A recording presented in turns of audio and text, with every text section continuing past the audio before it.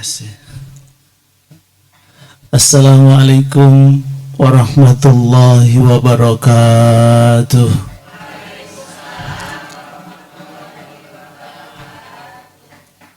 Alhamdulillahilladzi ja'alal ilma tahuratan linnufus wa nuran lil basair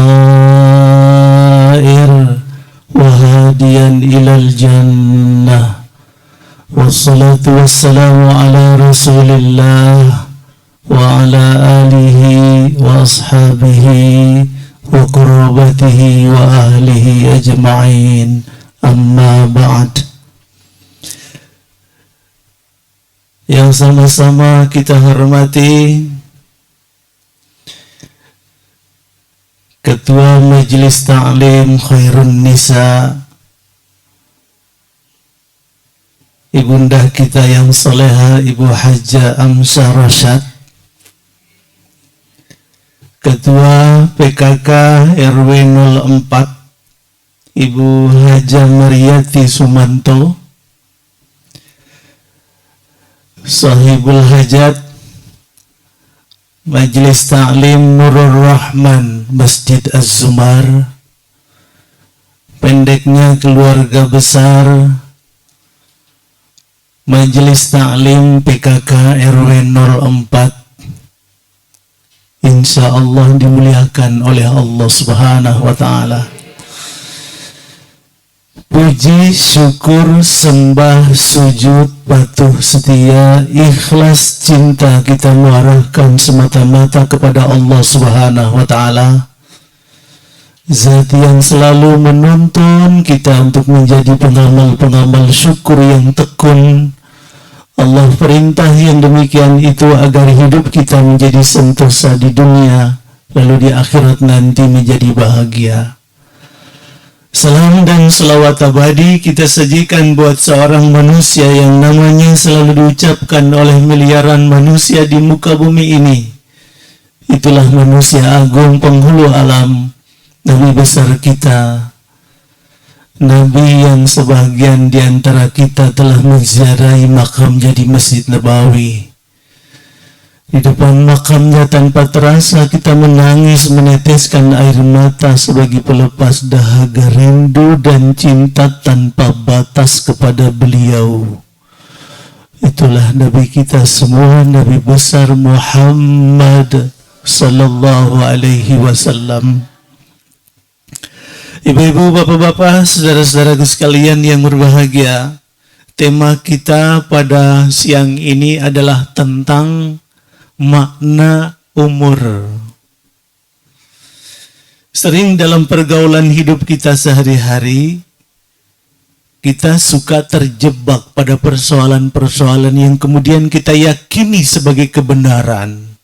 Tapi kalau kita analisa dengan menggunakan pisau analisa secara tajam, terutama Al-Quran dan As-Sunnah, maka sedikit atau banyak ada anomali, penyimpangan-penyimpangan, termasuk cara pandang kita tentang umur selama ini.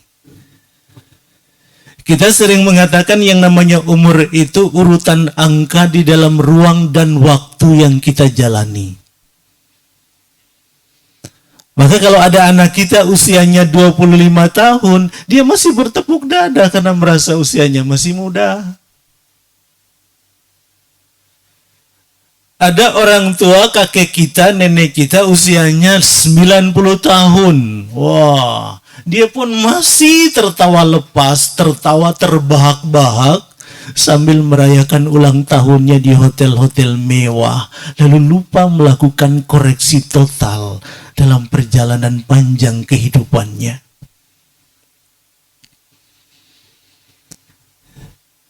Kita menduga kalau anak kita wafat atau anak muda wafat 30 tahun, jangan-jangan neraka ini. Tahajudnya belum banyak. Ramadannya bisa dihitung dengan jari tangan. Salatnya kadang-kadang Senin Kamis. Lalu kemudian terformat dalam benak kita, jangan-jangan neraka, wong usianya masih 25, usianya masih 30. Sementara kita udah 50, udah 60, 65, bahkan ada yang lebih. Tahajud tiap malam. Saum sunnah Senin Kamis setiap kali datang. Ayyamul bits selalu dijalanin. Logikanya boleh jadi yang wafat usia 60 yang masuk surga. Belum tentu. Yang wafat usia 30 tahun boleh jadi justru masuk dalam surganya Allah kalau dia berangkat dalam keadaan nalar dan kalbunya penuh dengan 30 juz. Bukan sekedar dipahami, dihafal semuanya dalam kalbu. Keunggulan yang dia miliki 30 juz dia hafal. Dia laksanakan salat 5 kali sehari semalam, saum sunnah kadang-kadang, tapi keunggulan di sisi Allah justru 30 juz terpelihara dari maksiat dan kemungkaran. Lidahnya tidak keluar kecuali kalimat-kalimat yang menenangkan, menyejukkan. Tidak akan pernah keluar kalimat-kalimat yang buruk dan menukik perasaan saudara-saudaranya sendiri.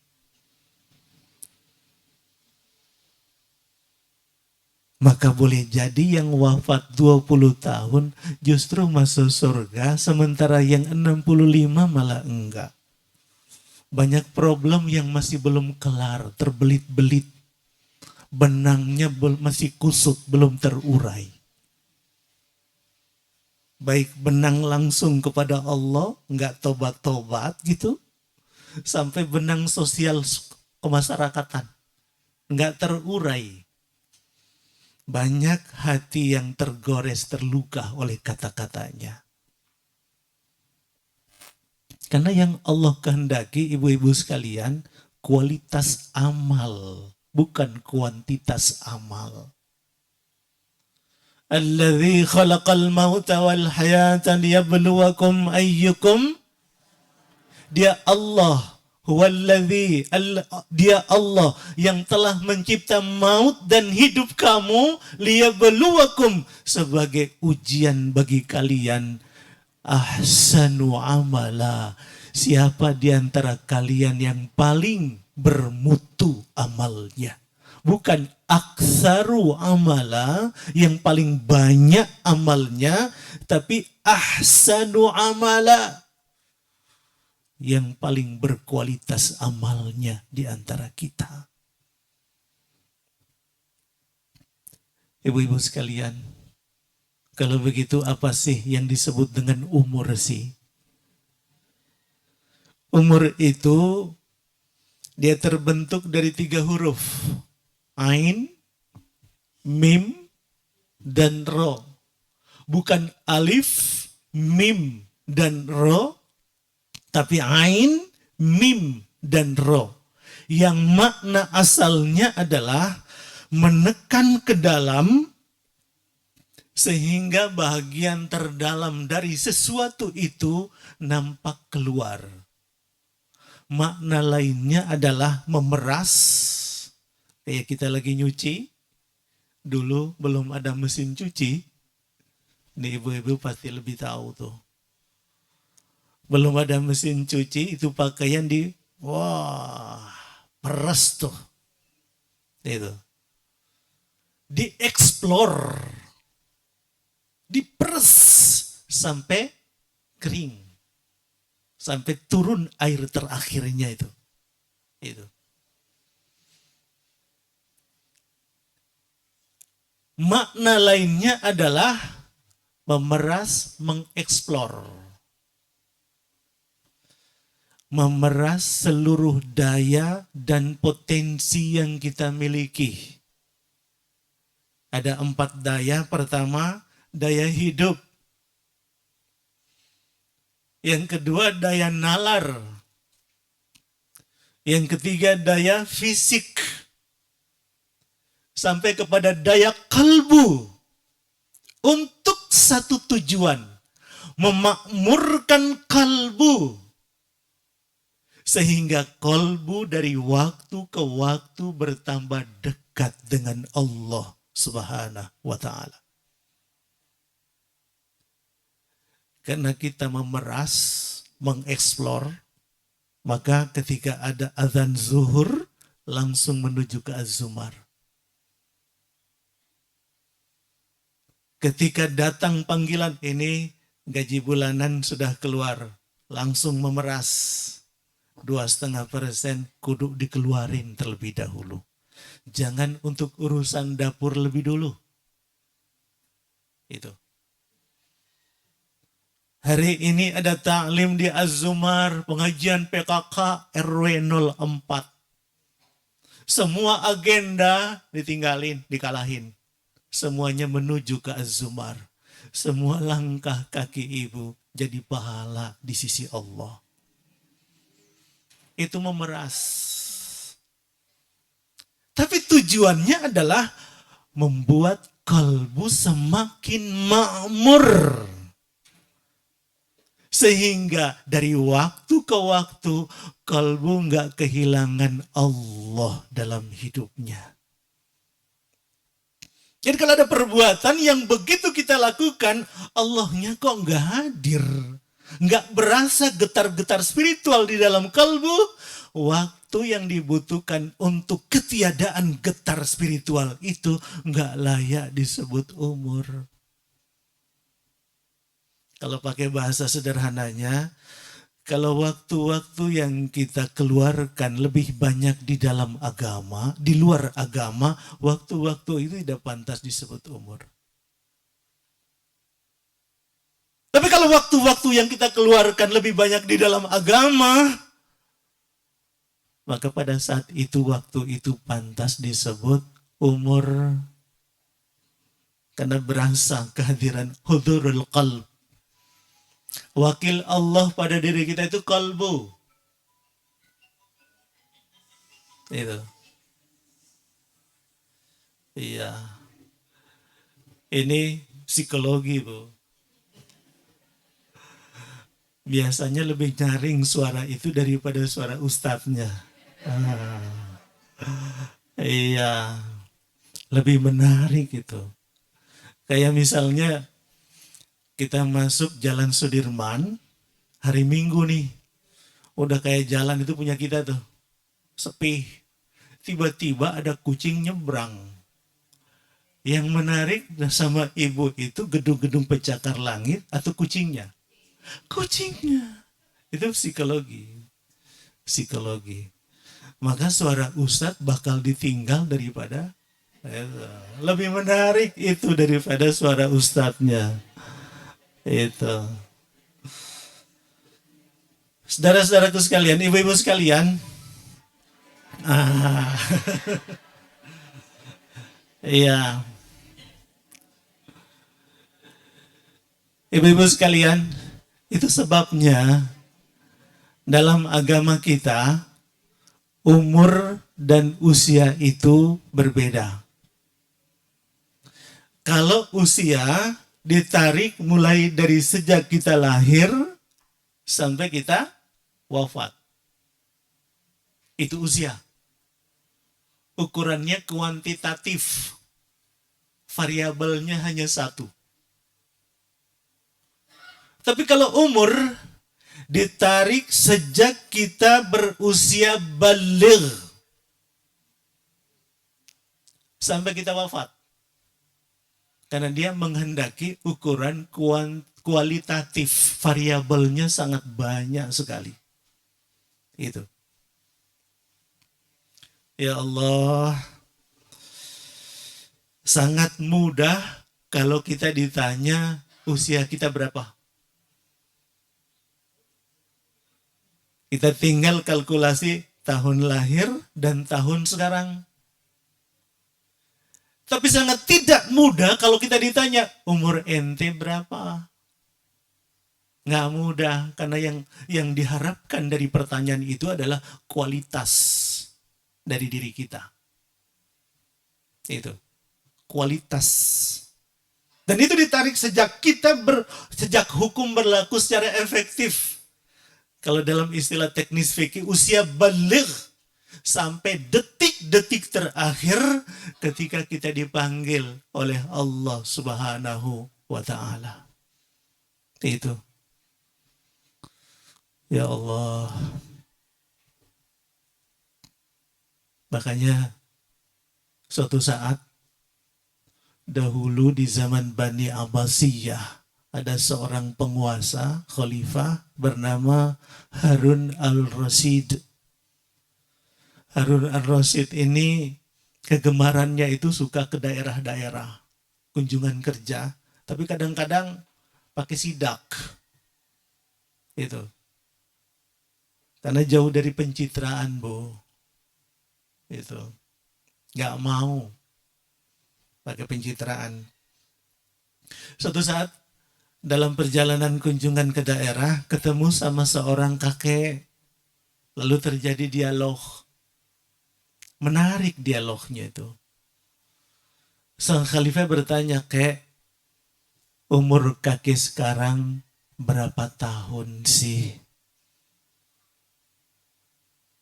Sang kakek menjawab, "Tuan Khalifah, umur saya 10 tahun. Itu. Umur saya 10 tahun. Sang kakek bukan sedang bercanda. Enggak. Sang khalifah kemudian menggugat, "Kek, dari tanda-tanda ketuaan yang ada pada tubuh kakek, saya bisa menduga usia kakek 65 tahun. Tapi kenapa ngakunya 10 tahun aja? Mana ada kakek-kakek usianya 10 tahun? Anda benar, Tuan Khalifah. Usia saya bahkan lebih tua 3 tahun dari yang diduga oleh Tuan Khalifah. Usia saya 68 tahun. Tapi Tuan Khalifah, baru 10 tahun belakangan ini yang membuat saya benar-benar berada di jalan Allah Subhanahu wa Ta'ala. Sedangkan waktu-waktu di luar 10 tahun, aku kesulitan mengidentifikasi lebih banyak kemana aku habiskan. Salatku baru terasa khusyuknya 10 tahun belakangan ini. Kalau di luar 10 tahun belakangan ini susah diarahkan ini kolbu ini. Pokoknya kalau udah di azumar, udah diarahkan kepada Allah. Selalu belok, selalu belok, belok. Kadang-kadang dalam sholat beloknya di atas 50 kali. Padahal sholatnya hanya 5 menit. Hanya 5 menit. Tega bener Allah diingat hanya 5 menit. Tega bener tuh. Udah 5 menit, banting setirnya 50 kali. Seringkali Allah itu kita kasih tulang belulangnya, daging-dagingnya kita makan tuh. Tega bener kita ini. Seringkali pada saat kita hadir di hadapan Allah dengan mengambil waktu-waktu sisa. Itu, waktu-waktu sisa.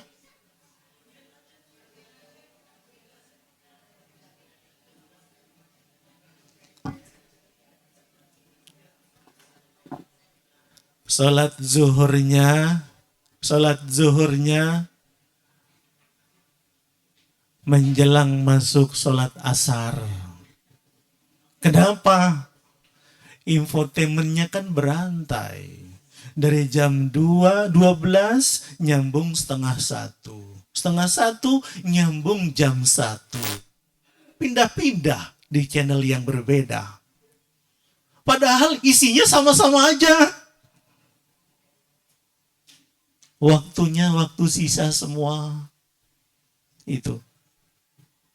Sementara usia kita sudah 60 lebih. Ya Allah, kenapa yang diincar infotainment aja? Padahal isinya gosip aja, gosip. Memang gosip itu membuai, melengahkan itu. Tapi melalaikan itu. Baru 10 tahun belakangan ini yang membuat saya benar-benar di dalam agama Allah Subhanahu wa taala. Di luar 10 tahun aku kesulitan mengidentifikasi lebih banyak kemana aku habiskan. Makanya ibu-ibu sekalian, kadang-kadang tafakur, lakukan kontemplasi.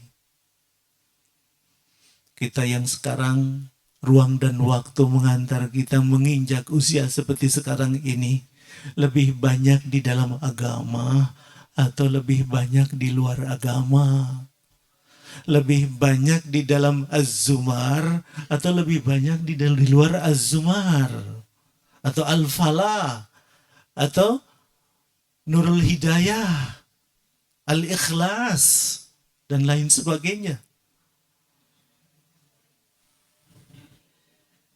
Ya Allah, kalau lebih banyak di luar agama, harus lebih banyak arahkan jari telunjuk kepada diri masing-masing.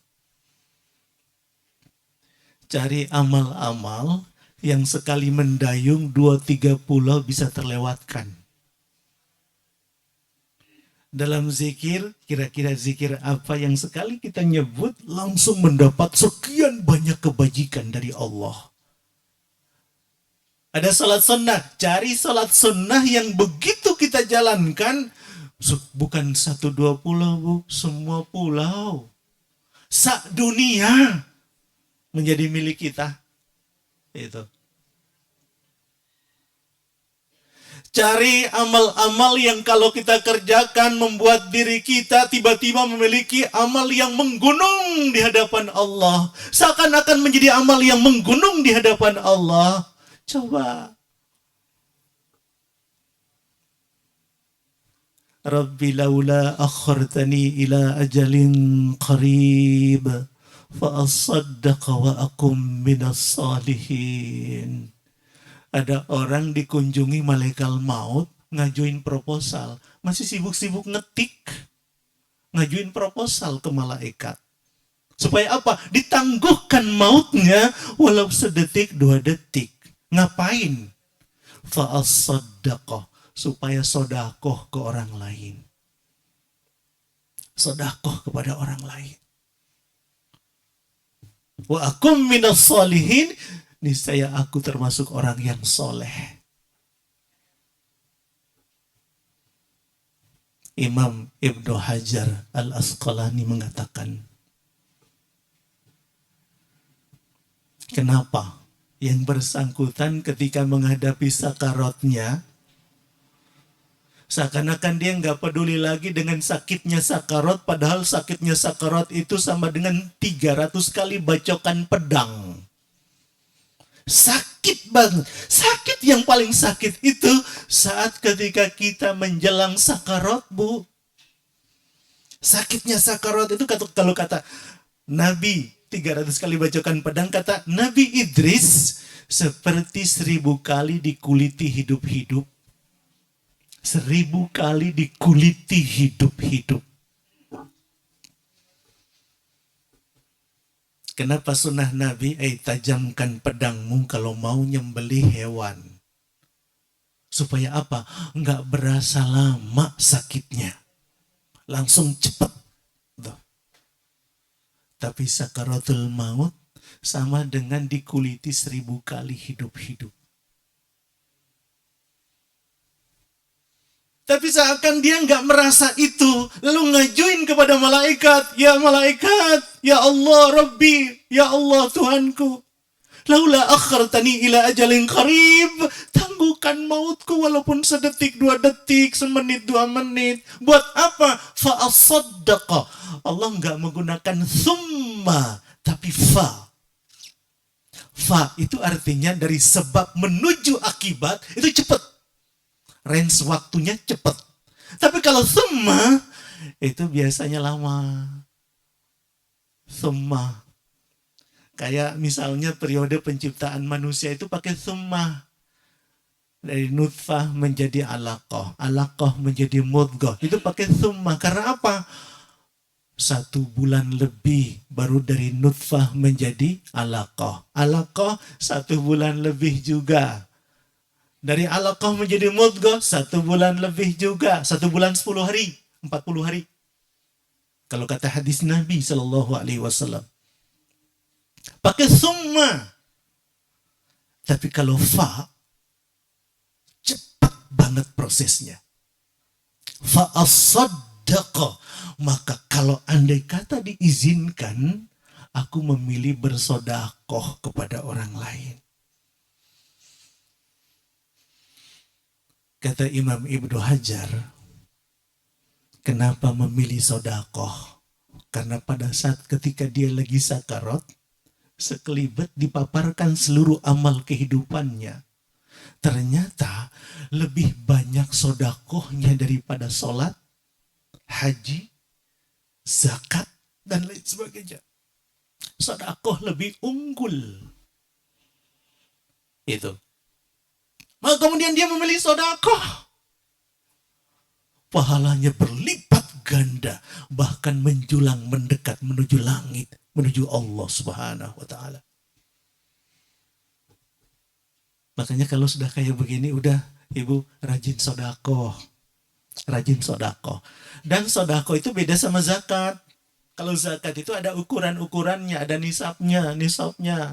Tapi kalau sodakoh, istilah yang lebih kompendium, mencakup segala-galanya. Semua bentuk kebaikan, kalau sepanjang dilakukan karena Allah, semata-mata dituju ridho Allah Subhanahu wa ta'ala, itu bisa jadi sodakoh kita.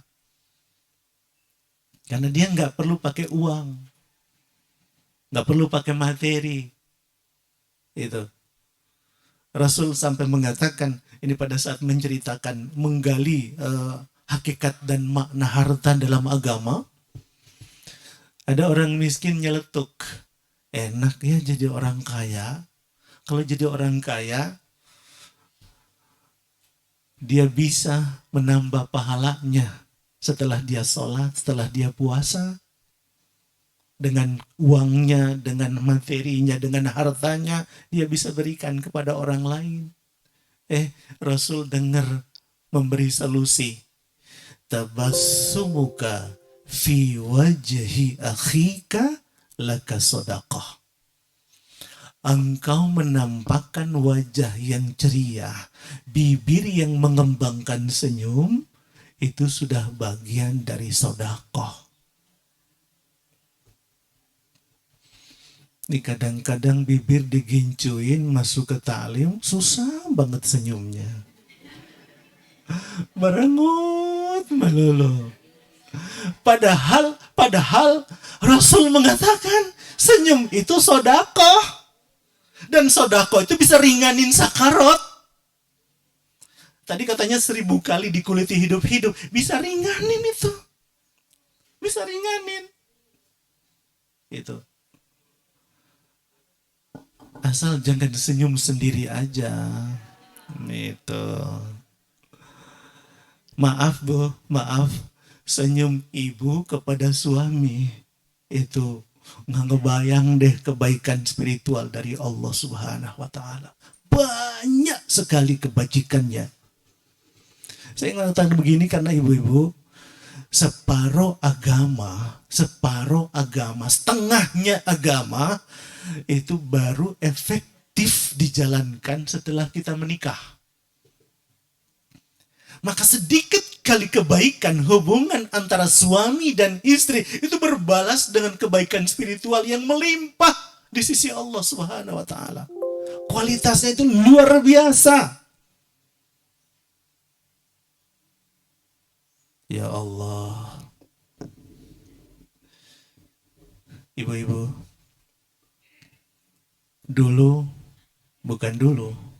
beberapa bulan yang lalu, ada satu kabupaten yang nggak jauh dari kota Bandung gitu. Rame-rame antri daftarin suami ke pengadilan agama. Istri-istri tuh ke pengadilan agama. Begitu dikalkulasi, tahu-tahu 5.000 lebih pasangan. Spektakuler banget. Itu.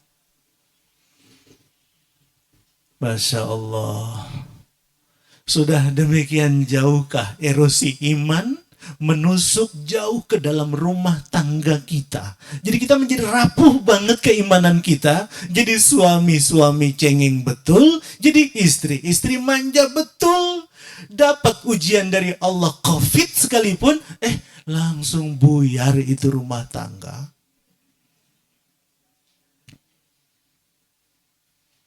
Kita nyontoh siapa hari ini? Nyontoh siapa? Rasul itu istrinya ada berapa, Bu?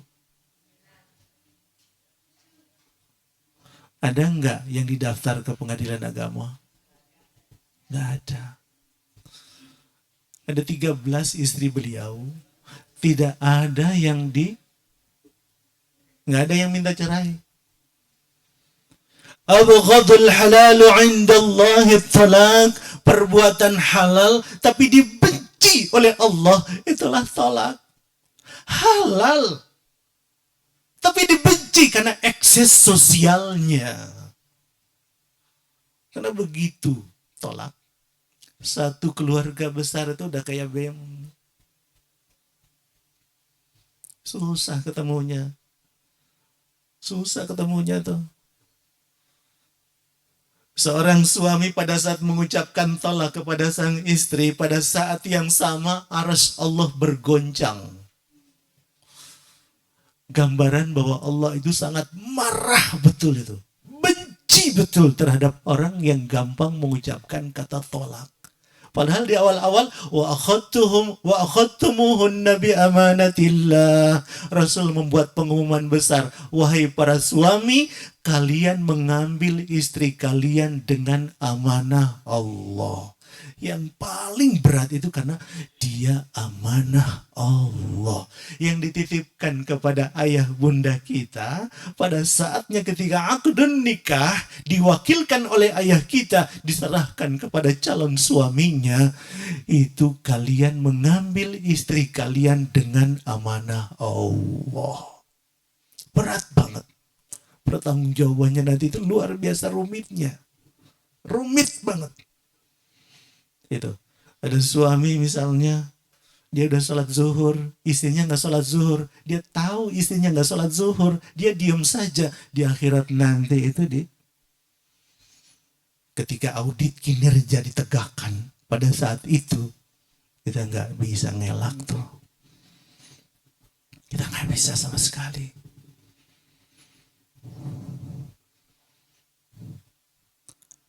Maka hadirkan diri di hadapan Allah dengan amal-amal kualitatif, bukan amal-amal kuantitatif. Amal-amal kuantitatif itu artinya amal-amal yang kalau dikerjakan, yang ditargetin, kalau dipuji, kalau disanjung.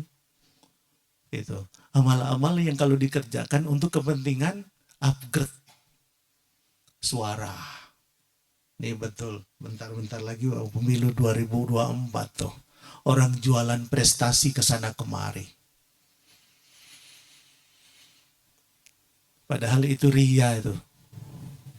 Itu ria. Kerja keras banget tuh yang bersangkutan untuk jaga keikhlasan dengan Allah. Kerja keras banget. Sama seperti ibu, begitu masuk ke Az-Zumar, kemudian ada yang sedang ngomongin, tuh benar-benar dia istri soleha, bini soleha. Itu begitu ngedenger langsung kembang hidungnya tuh. Dalam hati gua, kalau sudah kayak gitu kuantitatif, kualitatif yang tadinya kualitatif bisa berubah menjadi kuantitatif. Nggak ada nilainya di sisi Allah Subhanahu wa Ta'ala. Padahal umur menghendaki adanya kualitas amal, bukan kuantitas amal.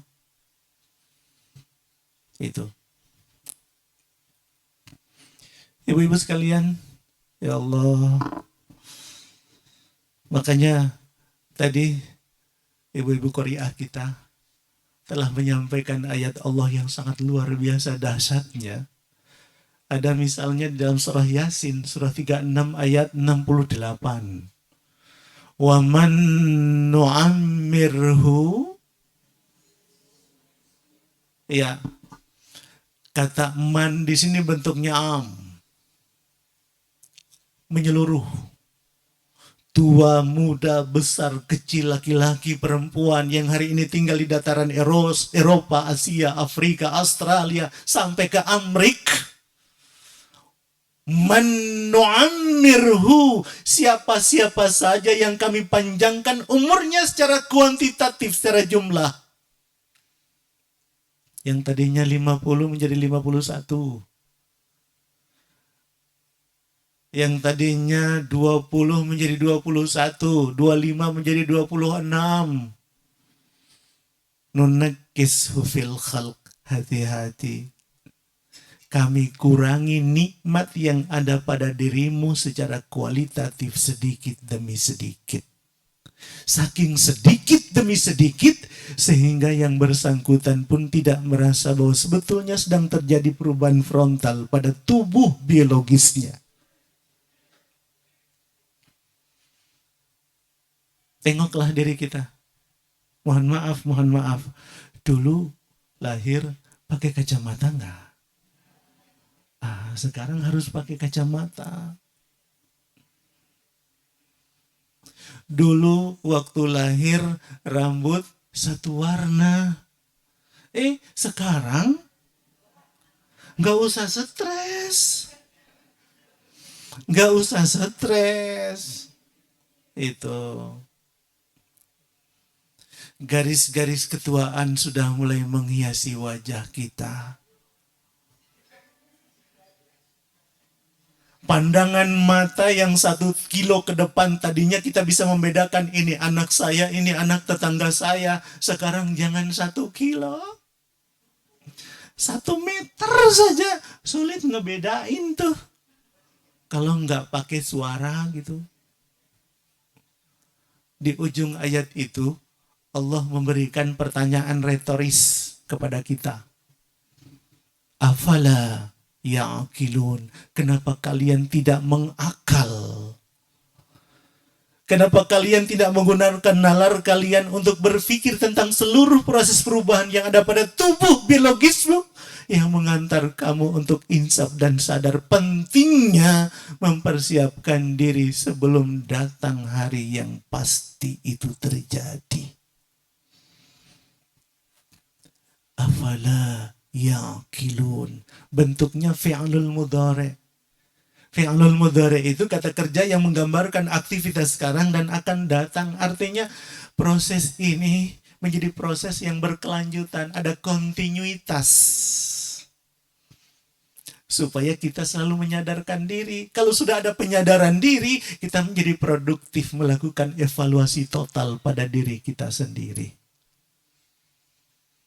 Ya Allah.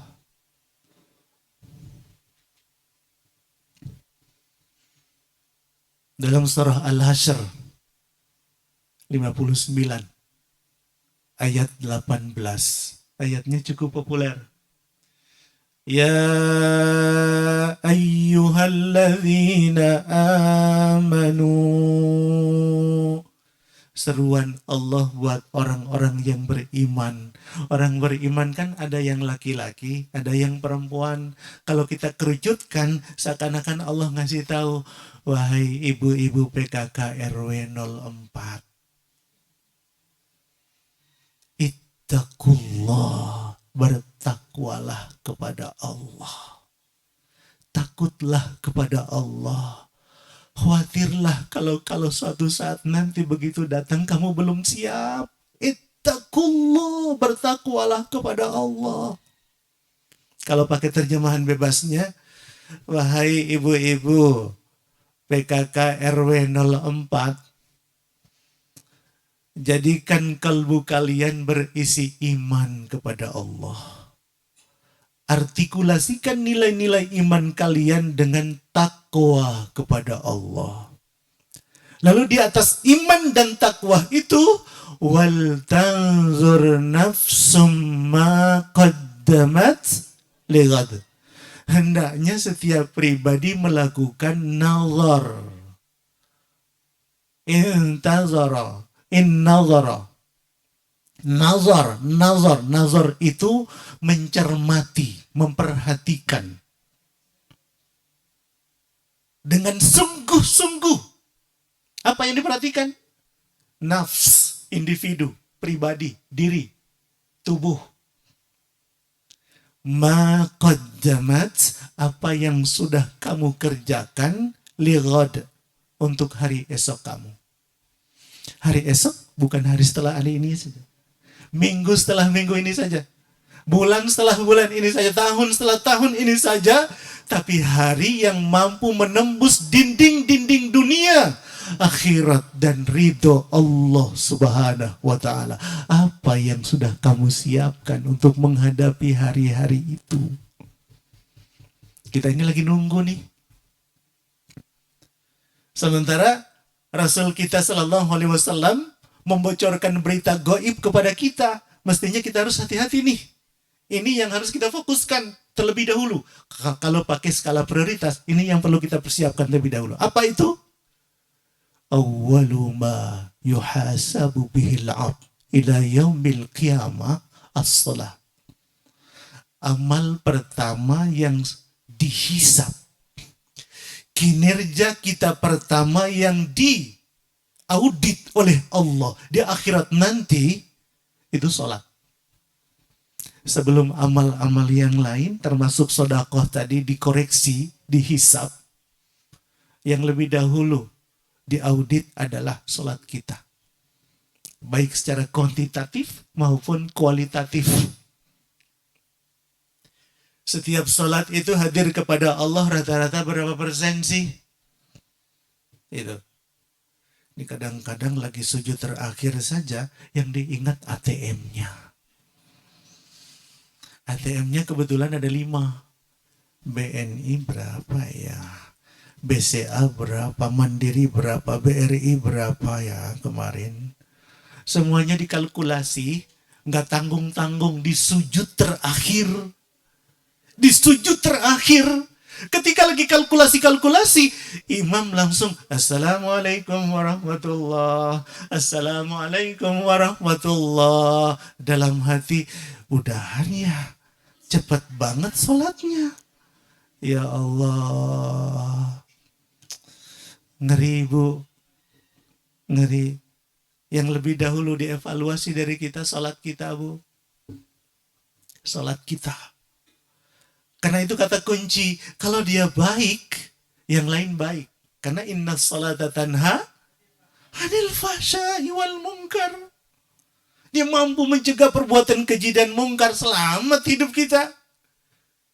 Tapi kalau sholat kita rusak, yang rusak itu dia mengkontaminasi yang lainnya. Termasuk sedekah kita yang berkualitas. Karena sholat kita lemah, habis kita. Kuncinya sholat dulu. Sholat dulu. Jangan hanya sholat wajibnya saja, sunnahnya juga di backup terus. Perkuat terus dengan sholat-sholat sunnah. Backup sholat-sholat wajib itu dengan sholat-sholat sunnah yang baik. Karena di akhirat nanti, ketika sholat wajib diaudit oleh Allah, kok ada kurangnya. Belum memenuhi syarat nih masuk ke dalam surganya Allah. Allah instruksikan malaikat Jibril, Jibril, periksa itu, ada enggak sholat-sholat sunnahnya?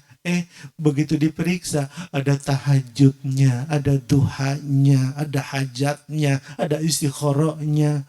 Masya Allah. Akhirnya apa? Selamat masuk ke dalam surga. Karena ada sholat sunnah. Ada sholat-sholat sunnah. Itu. Ibu-ibu sekalian, ya Allah, umur itu menghendaki mutu, kualitas, bukan kuantitas amal. kualitas amal. Makanya ibu-ibu sekalian,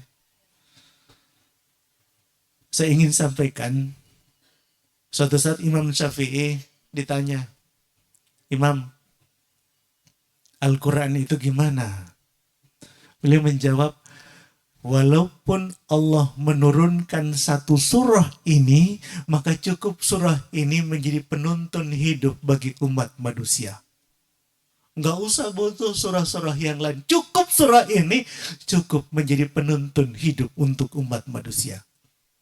Karena kaya banget muatan hikmahnya tuh, tafsirnya itu. Maksudnya surah Al-Asr. Luar biasa. Al-Asr. Kepengen supaya hidup kita menjadi berkualitas, perhatikan ini. Kalau kepengen supaya hidup kita berkualitas, bermutu, ayo laksanakan Al-Asr. Makanya Rasul menuntun untuk mensunnahkan setiap muslimin sebelum berpisah, antara satu membacakan yang lain supaya saling mengingatkan. Yang lebih dahulu, mereka yang mendapatkan keutamaan amal yang lebih tinggi. Jadi kalau ada perpisahan, Rasul tuh, wal asr, innal insana lafi khusr, illa alladhina amanu wa amilus salihati wa tawasaw bil haqq wa tawasaw bis sabr. Al-asr. Al-asr itu kata yang digunakan untuk waktu jangka pendek maupun jangka panjang. Demi waktu, demi tempo, demi zaman, demi abad. Termasuk waktu di dunia dan di akhirat. Mampu mengcover semuanya. Itu. Karena apa yang kita siapkan di dalam ruang dan waktu untuk di sana. Itu. Untuk di sana. Walaupun di sana hidup tanpa terikat oleh ruang dan waktu. Innal insana. Yang menarik itu Allah bersumpah kepada waktu. Wawunya waw qasam, bukan waw atof. Waw penghubung. Waw qasam, sumpah, demi al-asr, waktu. Artinya, waktu itu sangat penting bagi kehidupan kita. Sangat penting banget bagi kehidupan kita. Kita itu berubah di dalam ruang dan waktu. Berproses di dalam ruang dan waktu. 30 tahun yang lalu kita masih bayi, sekarang sudah gadis, sekarang sudah anak muda, anak kita sudah jadi anak muda, ganteng, gagah betul. Tapi 50 tahun ke depan berubah itu. Karena di dalam ruang dan waktu. Selalu berubah di dalam ruang dan waktu. Itu. Manusia kalau dikorelasikan dengan waktu, semuanya pukul rata, rugi semuanya. Itu. Innal insana lafi khusr. Inna, ada harfu taukid. Inna, sungguh benar-benar. Benar-benar apa? Al-insan. Alif lam yang mengiringi kata insan disebut alif lam lil istighraq. Alif lam yang mencakup segala-galanya. Artinya insan di sini semua insan, semua manusia. Tidak terkecuali. Semuanya. Yang beriman, yang tidak beriman, masuk di dalamnya. Innal insana, sesungguhnya seluruh manusia, ini benar-benar, lafi, ada lam taukid. Di awalnya ada inna taukid, yang menggambarkan benar-benar, sampai kepada lafi, lamnya juga lam taukid. Menggambarkan benar-benar, lafi, benar-benar di dalam, fi, di dalam, khusr, kerugian. Kerugian. Itu. Jadi nggak ada yang untung, semuanya rugi. Ayat ketiganya ada istisna, pengecualian yang tidak rugi. Kalau tadi pukul rata, pendekatan negatif baru positif.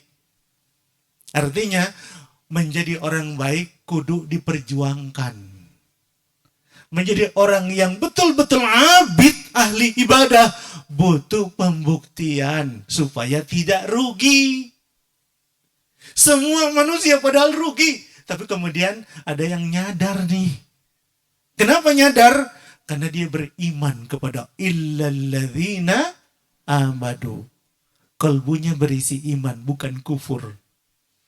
Maka yang dia suka kebaikan, bukan keburukan. Yang dia senangi kebenaran, bukan kesalahan. Yang dia demenin yang halal, bukan yang haram. Bukan yang haram. Yang dijalanin perintah, bukan yang dilarang. Itu. Karena apa? Isinya iman. Isinya iman. Karena apa? Perilaku itu gubahan kalbu. Gubahan kalbu. Itu. Iman. Tapi iman itu kan sangat privat. Yang tahu kita beriman atau tidak, sesungguhnya hakikatnya hanya diri kita dengan Allah Subhanahu wa Ta'ala. Karena sifatnya privat, butuh pembuktian, maka syarat kedua jadi muncul.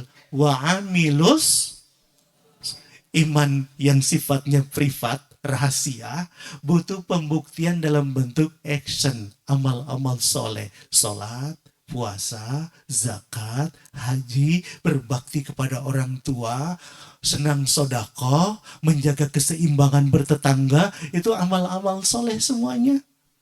Buktikan sebagai wujud keimanan, maka Allahnya selalu ada terus. Tujuannya karena ridho Allah semata-mata, karena pakai keimanan. Pakai keimanan. Kalau pakai kekufuran, beda, targetnya lain. Ini ada dua nih, iman, amal soleh. Ketiga muncul. Kenapa?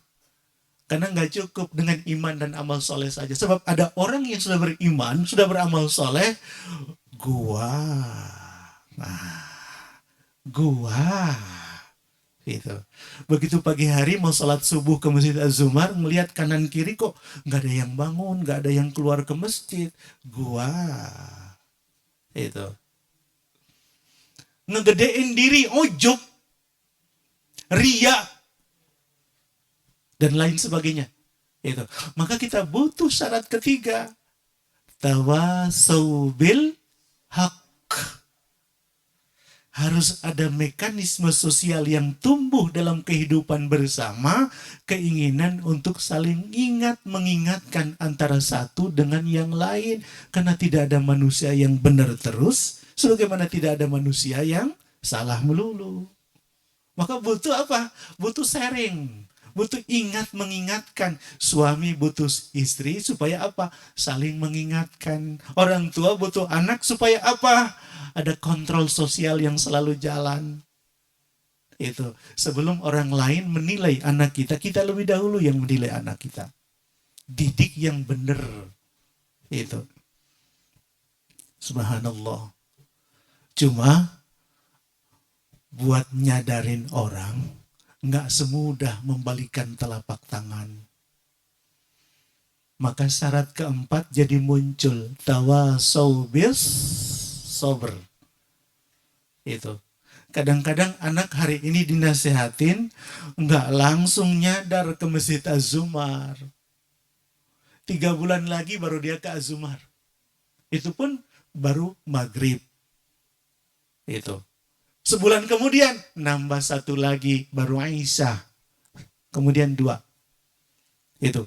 Kadang-kadang Senin Kamis, enggak apa-apa. Enggak apa-apa. Butuh sabar. Butuh sabar. Jangan ngegas. Kalau ngegas, malah hilang semuanya.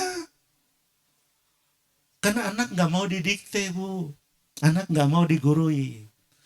Proses kawalnya itu pelan-pelan. Pelan-pelan. Itu. Kadang-kadang sepanjang hidup ayah ibunya nggak mau ke Az-Zumar. 3 bulan setelah ibu bapaknya wafat, baru kemudian dia ke Az-Zumar. Begitu, Bu. Butuh sabar. butuh sabar. Mama kan yang ngelahirinmu, mama kan yang begini, mama begini, mama. Kalau anak bisa nanya, dia akan ngasih tahu. Emang gue minta dilahirin. Itu. Udah. Apalagi kalau udah megang HP. Dipanggilin 5 kali baru nyahut itu. Karena apa? Lebih fokus di HP daripada ya Allah. Ibu-ibu sekalian, sudah jam 11. Sudah jam 11. Kita masih punya waktu beberapa menit ke depan untuk sesi tanya jawab. Mudah-mudahan dengan tanya jawab pertemuan kita bisa lebih produktif lagi. Saya mohon maaf, ada sepupunya ayahanda saya tinggal di sini di Jakarta. Tadi malam pukul 2.30 diwafatkan oleh Allah Subhanahu wa taala di Rumah Sakit Islam Pondok Kopi. Ba'da zuhur mau dimakamin di Penggilingan. Di Penggilingan. Memang tinggalnya di Penggilingan. Insya Allah setelah ini saya langsung menuju ke. Tapi nggak apa-apa, kita tanya jawab dulu. Karena saya meniatkan ini menjadi amal jariah buat ayahanda tercinta. Itu. Mangga ibu, mangga.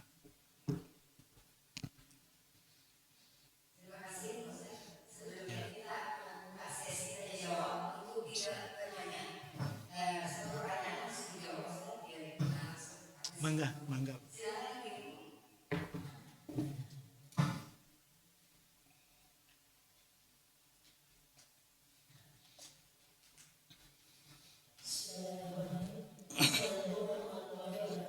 Waalaikumsalam warahmatullahi wabarakatuh.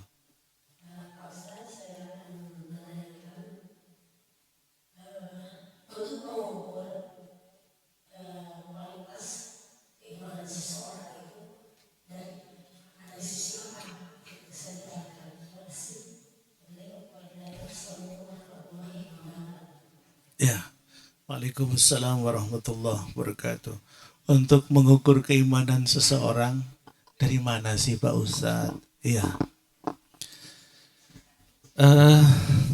Ibu-ibu sekalian, orang yang imannya kuat di dalam kalbu, makin kuat, makin dekat dengan Allah. Jadi kalau mengukur kualitas keimanan, akankah iman yang ada di dalam kalbu kita, potongan 1, potongan 2, mengakumulasi sehingga makin kuat betul dari waktu ke waktu. Ukurannya rasa yang terbentuk dalam kalbu kita hari ini semakin dekat atau semakin jauh. Kalau semakin jauh, iman kita rapuh. Tapi kalau semakin dekat, insya Allah. Innamal mu'minuna alladhina idza dzukirallahu wajilat qulubuhum. Sesungguhnya orang-orang beriman itu, karakter mereka itu, ketika disebut nama Allah, wajilat qulubuhum, bergetar hatinya.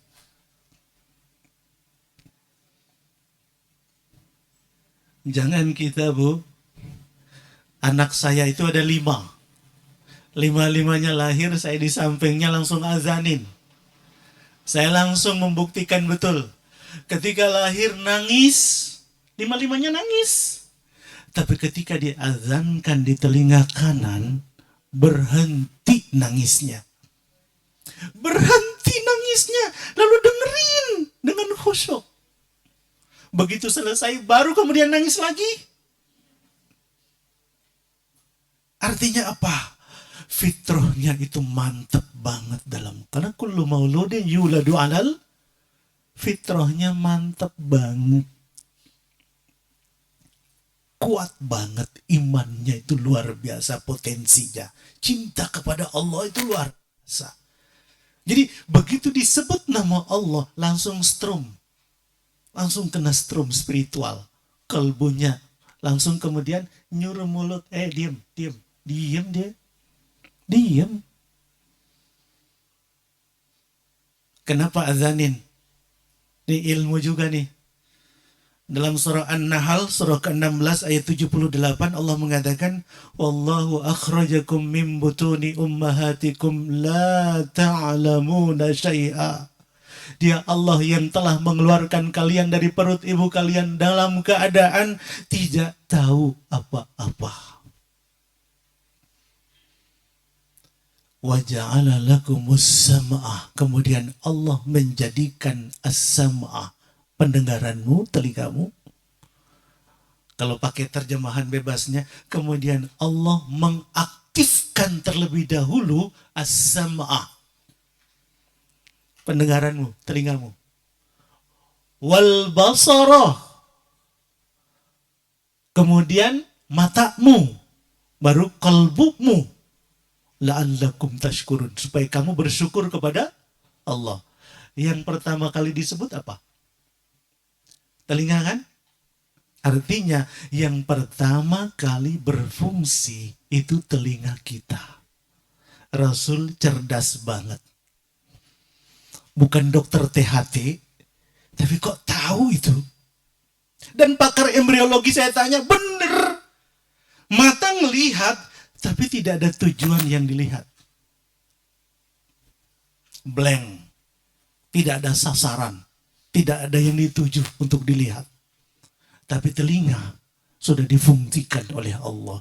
Rasul nyuruh azankan di telinga kanan, iqamatkan telinga kiri. Dan beliau yang amalin itu buat cucunya Hasan dan Husain. Subhanallah. Anak saya usianya 2 tahun. Saya mandi di kamar mandi. Saya mandi di kamar mandi tuh. Begitu keluar, sama kakak-kakaknya nyorakin. Sorakin. Si Dede kelihatan. Apa yang terjadi? Dia jongkok, Bu. Jongkok. Malu. Padahal belum kenal fikih tentang aurat. Dia dapat pelajaran dari mana? Karena kekuatan fitrah bawaan waktu dia lahir.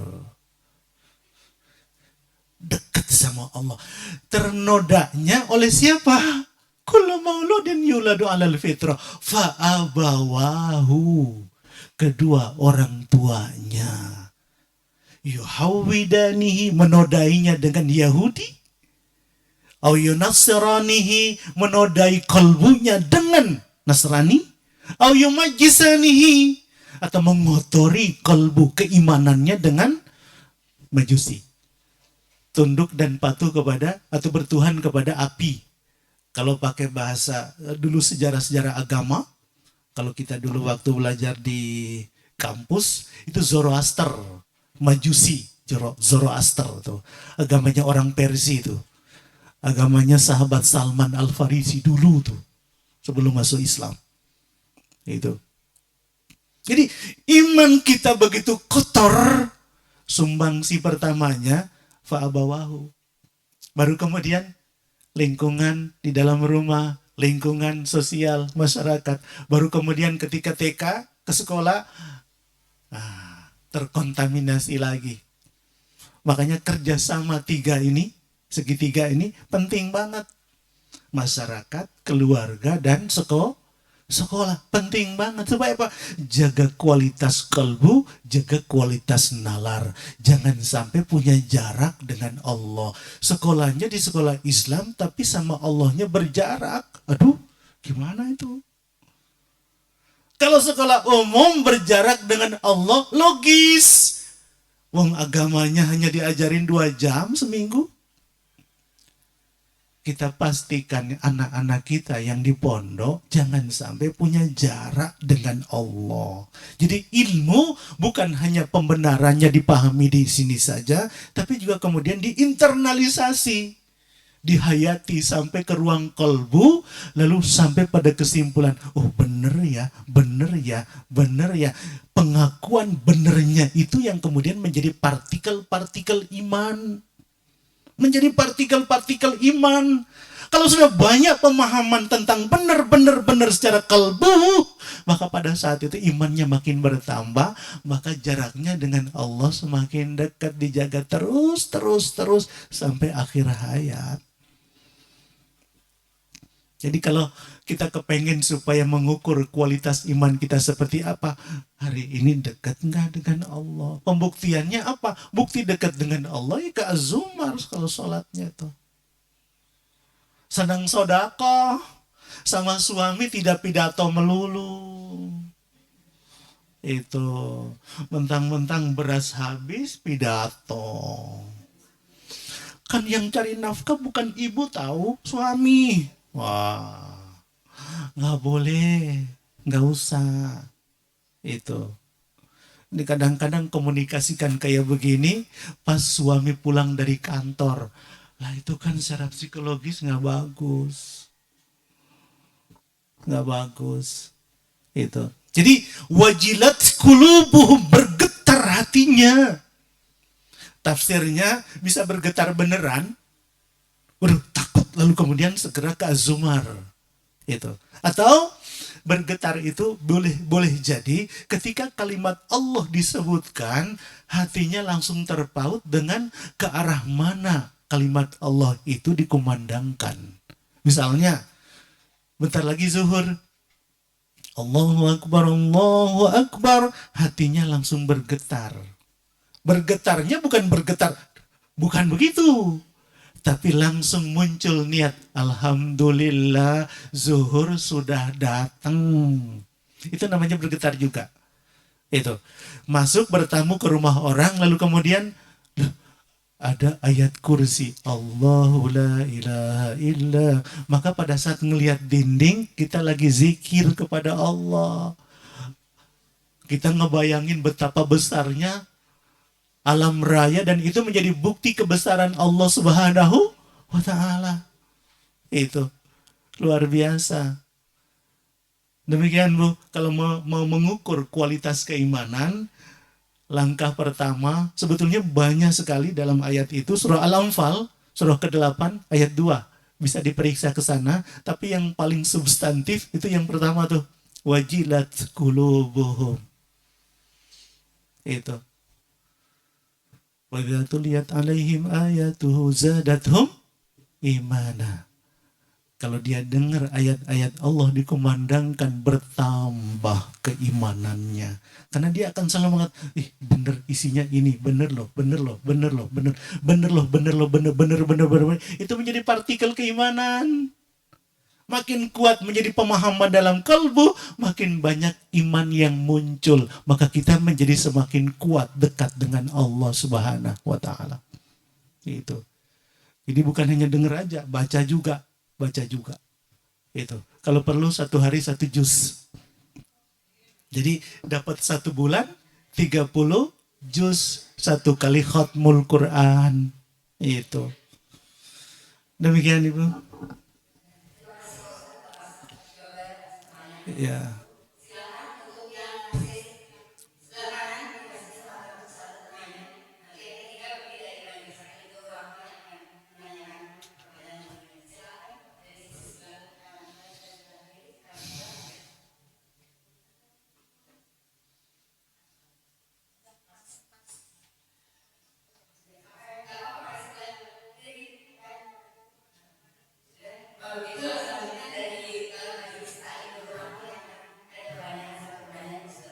Iya, mangga. Ya.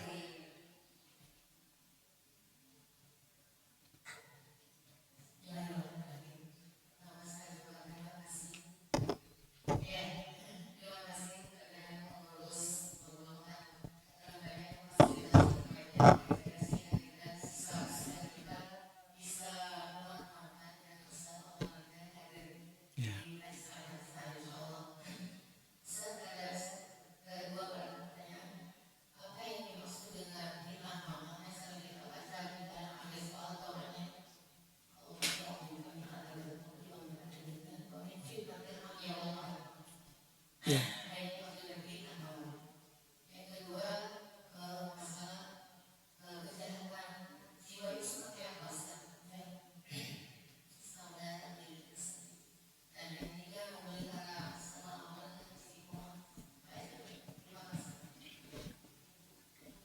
Ya, pertama doa yang sering kita baca sebelum kita tuntas membaca, setelah kita tuntas membaca tahiyat akhir.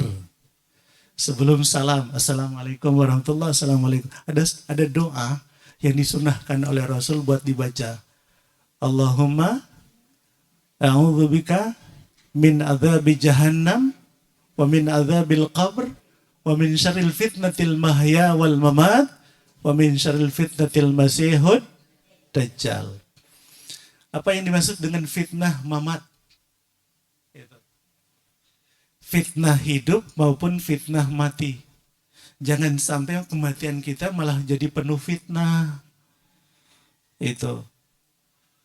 Atau hidup kita menjadi isinya fitnah. Begitu kita wafat, belum tuntas fitnahnya. Ketika kita menutup panjang, mata panjang, tahu-tahu memang benar-benar penuh fitnah. Begitu kita ini langsung deh. Orang keluar, orang pulang, semuanya menjadi buah. Kalau sudah kayak begitu, kita hindari. Maka kita doa betul tuh. Sebelum kita akhiri salat kita, assalamualaikum warahmatullahi, assalamualaikum warahmatullahi, kita baca doa ini. Itu. Fitnatil mahya wal mamat. Fitnah dunia, fitnah hidup, dan fitnah mati. Kalau kita meninggal, banyak urusan yang belum beres. Allah siapkan satu kondisi, yang kondisi itu bukan terbaik untuk diri kita. Sama suami ada yang belum beres. Sama istri ada yang belum beres. Sama anak-anak PR-nya masih banyak. Ketika menutup mata, tetangga banyak yang ngeluh. Aduh, yang kayak begitu itu namanya fitnah. Itu namanya fitnah. Itu. Dan kita menghindari itu terjadi. Kita menghindari banget itu terjadi. Kita selalu berdoa supaya diberangkatkan dalam husnul, baik di penghujung kehidupan. Karena apa? Allah ciptakan lingkungan rohani terbaik. Dalam bentuk apa? Ya ayyatuhan nafsul mutmainnah, wahai jiwa yang tenang, yang lagi dirawat di rumah sakit Pondok Kopi Islam, yang lagi tidur di rumahnya di atas spring bed kebanggaannya, wahai jiwa yang tenang. Saking tenangnya wafatnya, ahli warisnya kecolongan, gak ada yang tahu. Segera dibawa ke rumah sakit Islam Pondok Kopi. Begitu sampai di sana, kata dokter setelah dia didiagnosis, mohon maaf, ayah kalian sepertinya sudah berangkat 30 menit yang lalu. Saking tenangnya menghadap Allah Subhanahu wa ta'ala. Irji'i, pulanglah engkau ila rabbik, kepada Tuhanmu. Radiyatan mardiyah, dalam keadaan ridho dan diridhoi. Kenapa dalam keadaan ridho? Karena di sepanjang hidupnya dia selalu mencari amal-amal yang kalau dikerjakan mengundang ridho Allah atas dirinya, maka pulangnya pun diridhoi oleh Allah. Jadi kita ridho dulu, baru Allah ridho, marodiyah, diridhoi. Kitanya ridho dulu, baru Allah keluarin SK keberangkatan kita menuju Allah. Datang malaikat, irji'i, kata Allah sekarang pulang. Pulanglah. Pulanglah. Karena yang didatengin ini orang beriman, udah lagi kangen sama Allah. Silahkan laksanakan tugasmu. Itu. Ridho dia. Ridho. Walaupun resikonya dia harus ninggalin istrinya. Dia harus ninggalin semua anak-anak kesayangannya, darah dagingnya. Pagi, petang, siang, malam dia berikhtiar hanya untuk itu. Supaya mereka nggak kelaparan. Supaya mereka SPP-nya nggak ada yang nunggak. Dia harus rela ninggalin. Ridho dia. Lalu kemudian Allah keluarin SK. Berangkat. Diridhoi. Kalau pakai bahasa manajemen modern, laporan akhir kehidupannya diterima semuanya oleh Allah Subhanahu wa Ta'ala. Karena Allahnya ridho. Fadkhuli fi ibadi, kamu jangan mencar kemana-mana sayang. Ketika ngumpul di Masar, kan hiruk pikuk Masar luar biasa. Ada orang tuh berenang di atas lautan dosanya itu. Berenang di atas keringatnya sendiri, dosa-dosanya sendiri. Ada orang langsung, fadkhuli fi ibadi, kamu termasuk kelompok hamba-hambaku. Wadkhuli jannati, karena kamu hambaku, tuh kasih sayangku siap menantimu di dalam surga yang penuh dengan kenikmatan. Maka pada saat yang sama ditampakkan bayang-bayang surga di pelupuk matanya, maka kemudian dia tersenyum melihat, oh di ujung perjalanan hidupku tempatku itu toh. Maka dia senyum.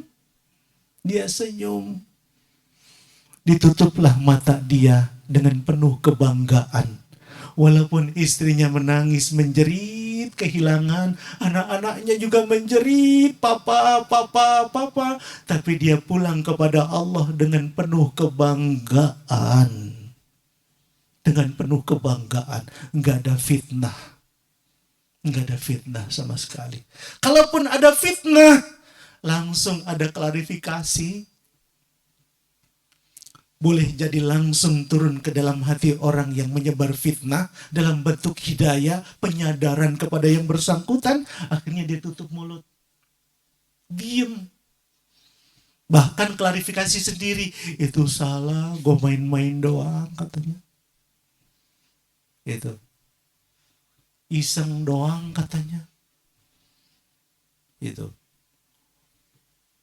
subhanallah. Kemudian pertanyaan yang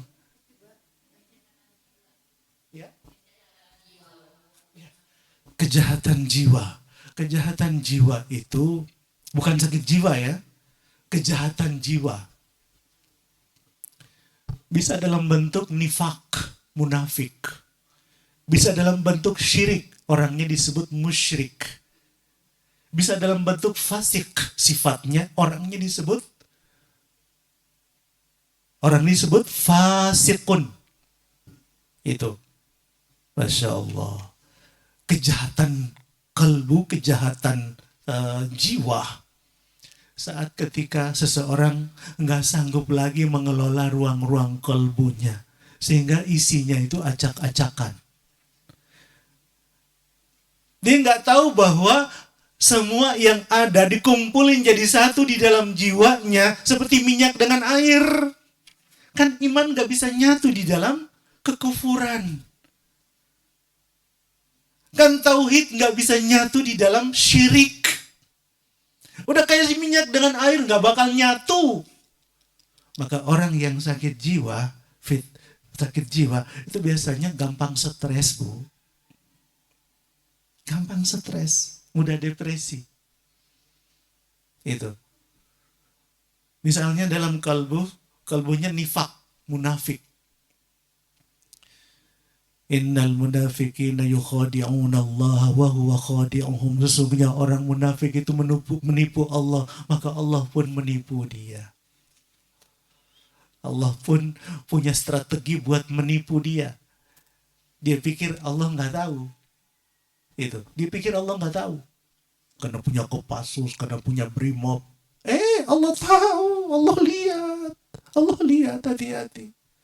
Wa idza qamu ila sholati qamu kusala. Pada saat dia mendirikan salat dengan malas. Wala yadhkuruna Allah illa qalila. Tidaklah dia mengingat Allah di dalam salatnya itu kecuali sedikit sekali. Salat hanya untuk menggugurkan kewajiban, hanya memenuhi target fikih saja sah. Tapi kualitatif salatnya nggak ada. Habis salatnya tetap korupsi. Habis salatnya tetap fitnah. Habis salatnya tetap nyebarin berita-berita hoax. dan lain sebagainya.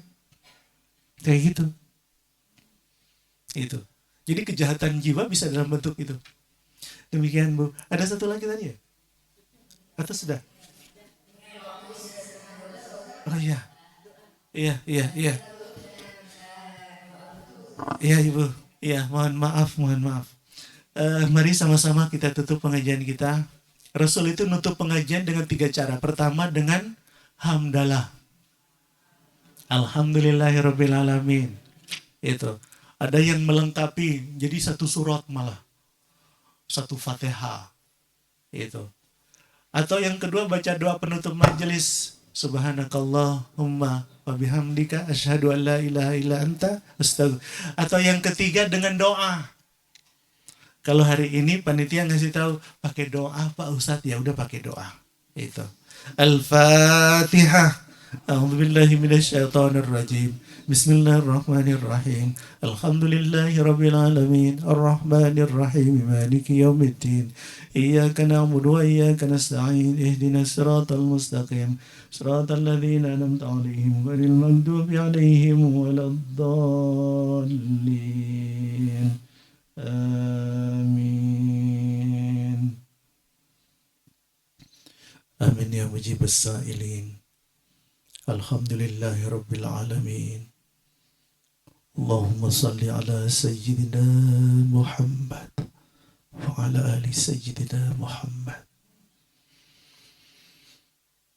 Ya Rabbana, pada siang ini kami kembali hadir kepadamu ya Allah.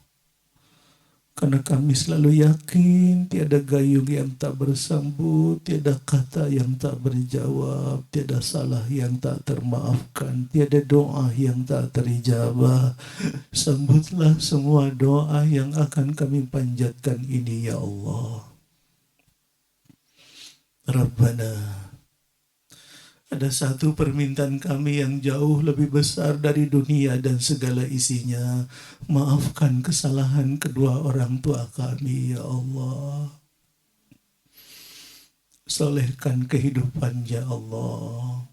Muliakan kepribadiannya, ya Allah. Jadikan akhir hayatnya husnul khatimah, ya Allah. Andaikan salah seorang di antara keduanya atau kedua-duanya sudah Engkau cabut nyawanya, ya Allah, lapangkan barzahnya, ya Allah. Terima semua amal kebajikannya, ya Allah. Ampunkan segala dosa dan kesalahannya. Lipat gandakan sebuah amal jariah yang pernah ditinggalkan dalam hidupnya, ya Allah. Sebab bagaimanapun keadaan kedua orang tua kami saat ini, darah dagingnya melekat erat dalam tubuh ini, ya Allah. Rabbana, jadikanlah putra-putri kami putra-putri yang soleh, putra-putri yang soleha, putra-putri yang taat beribadah kepadamu, ya Allah. Putra-putri yang tulus berbakti kepada ayah bundanya, ya Allah. Putra-putri yang ketika kami sebagai orang tuanya Engkau panggil ke sisimu, kami mendambakan bukan orang lain yang memandikan tubuh ini, bukan orang lain yang mengkafankan diri ini, ya Allah. Bukan orang lain yang menjadi imam salat jenazah hamba, ya Allah. Bukan orang lain yang masuk ke liang lahat kubur hamba, tapi anak-anak hamba sendiri, cucu-cucu hamba sendiri, ya Allah.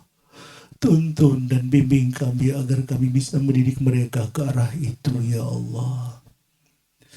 Jauhi mereka dari sentuhan budaya-budaya yang menyesatkan.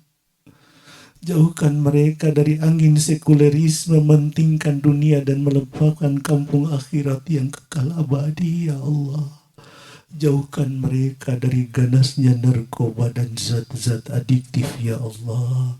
Karena mereka harapan kami dunia akhirat, ya Allah. Taqabbal du'ana innaka antas sami'ul alim. وتب علينا إنك أنت التواب الرحيم. اللهم يا ربنا آتنا في الدنيا حسنة وفي الآخرة حسنة وقنا عذاب النار والحمد لله رب العالمين.